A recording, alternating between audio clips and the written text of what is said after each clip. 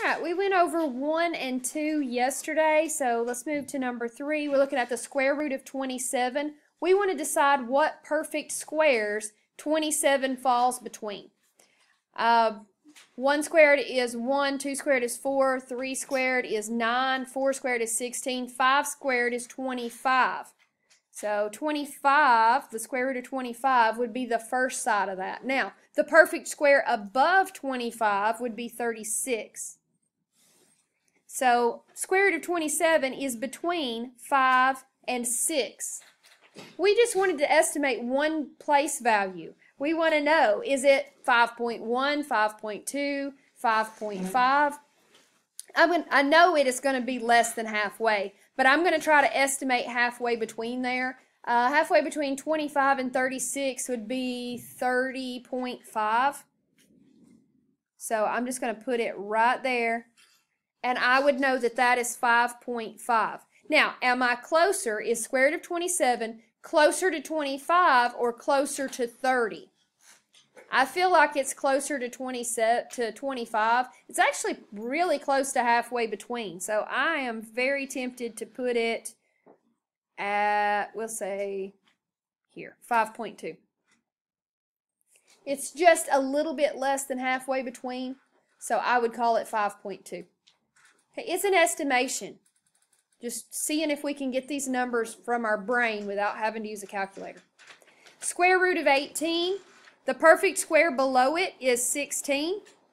The perfect square above it is 25. So we're going to be between 4 and 5. Halfway from 16 to 25 is going to be 20.5. And 18 is going to be below that mark. So I'm going to go, we'll say here at 4.3. Okay, I'm estimating it at 4.3.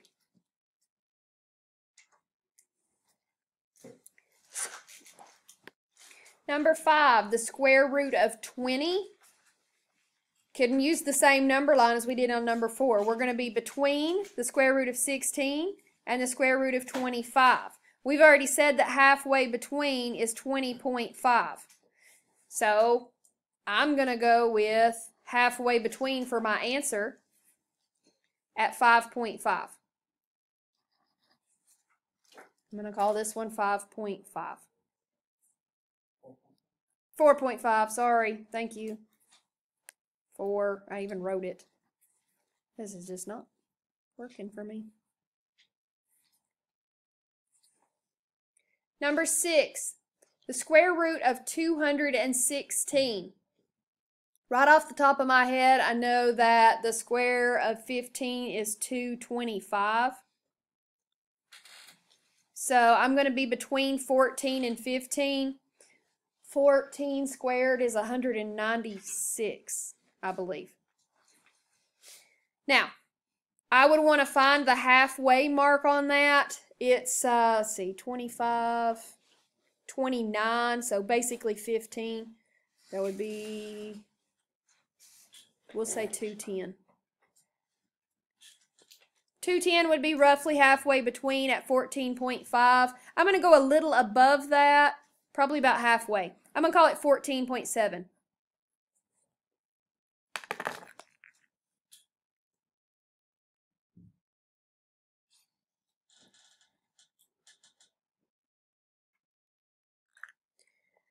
On number 7, the square root of 24, we're going to be between the square root of 16 and between the square root of 25 again. So we're between 4 and 5.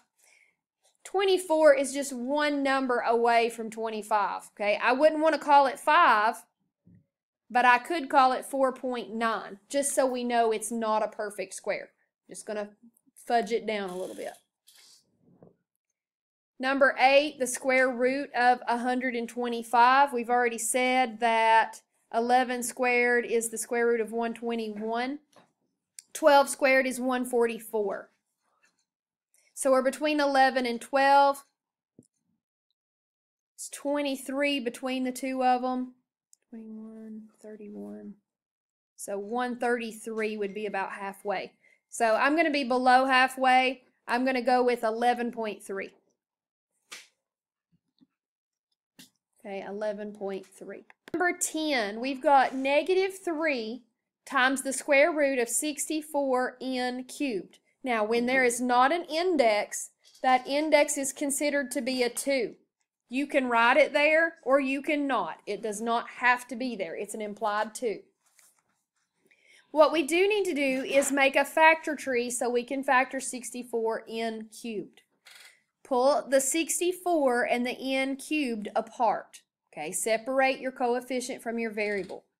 Now 64 I'm going to factor. I've got 2 times 32, 2 times 16, 2 times 8, 2 times 4, and 2 times 2. N to the third is going to factor into n times n times n. Okay, I'm spreading all of those apart. Now, my answer, unless everything factors out, is still going to be a radical. So write your radical so you have a template. Now, we are looking for pairs of identical factors. I have a pair of 2's, a second pair of 2's, a third pair of 2's, and a pair of n's. So on the outside of my radical, I still have this -3. I'm going to multiply it by 2, 2, 2, and n. The leftovers, which is just an n, stays under the radical. Okay, my leftovers go under the radical. All of my pairs are represented outside. Now I just multiply. 2 times 2 is 4, times 2 is 8, times -3 is -24. Keep the n, square root of n. That's your answer.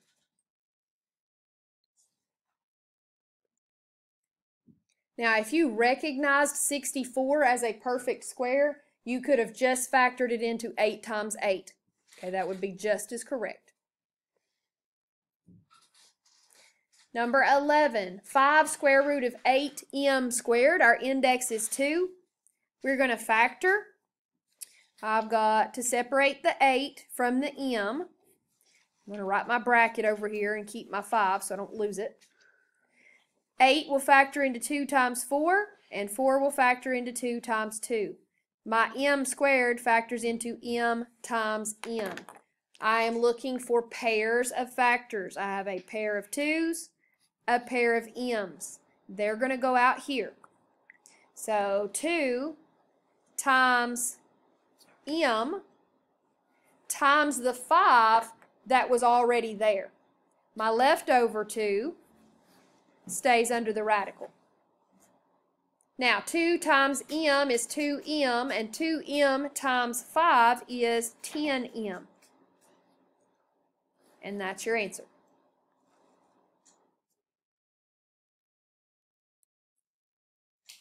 Number 12. The 5 stays on the outside. I'm going to need a radical, most likely.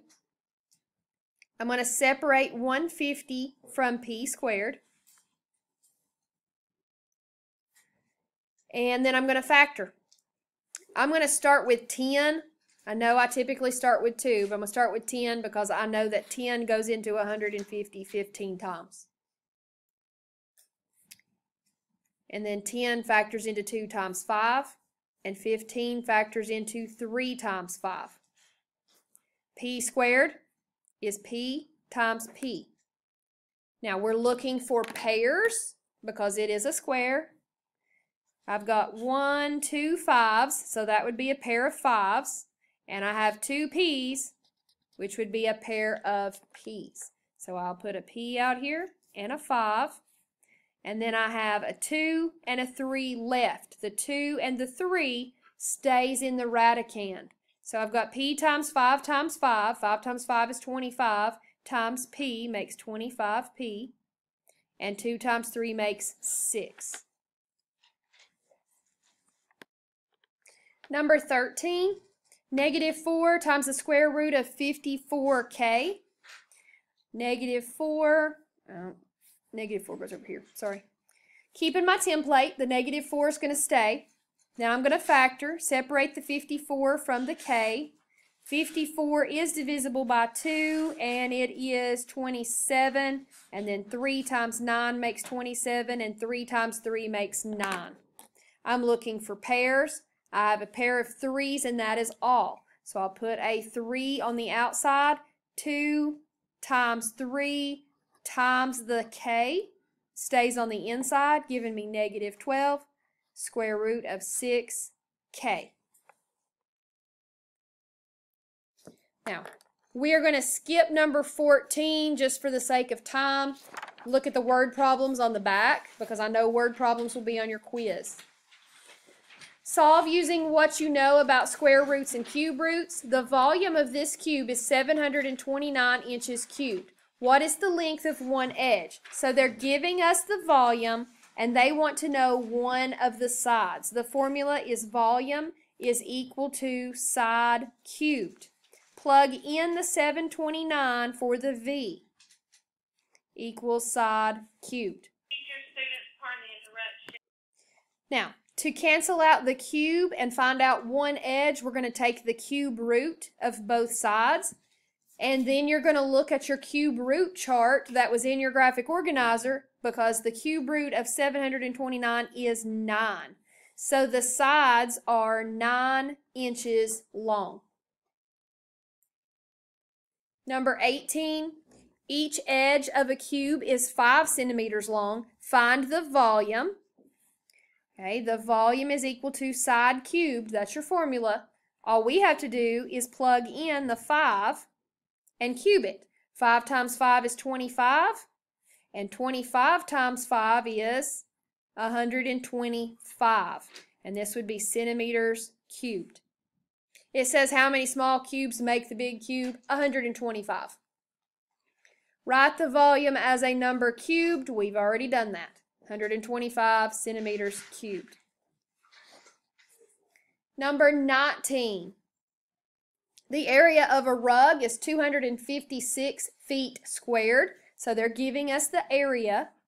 What is the length of one side? Write it as a square root. All right, they're giving us area. They want one side. The formula for area is equal to side squared. They didn't give us a side, they gave us an area. So we'll replace the A with 256, and that equals side squared. To find out one side, we take the square root of both sides, giving us the side is equal to the square root of 256, which I believe is 16. Write the area as a number squared. Okay, the area is already written as a number squared. It's 256 feet squared. Oh, 16 squared. That's what they want. 16 squared. Area equals 16 squared.